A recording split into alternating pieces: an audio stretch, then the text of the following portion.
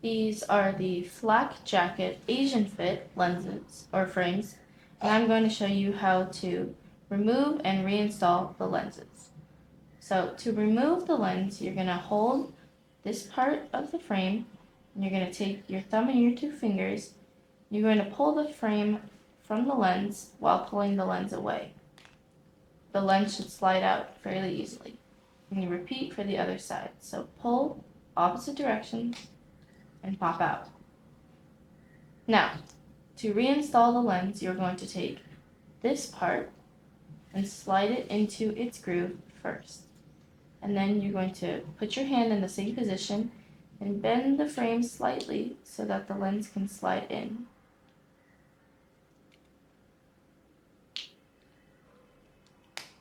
And it should pop in. This may take some force, but that's perfectly fine. So again, this part of the lens into the frame first. And then you pull the frame slightly and the lens and you push until you hear the click.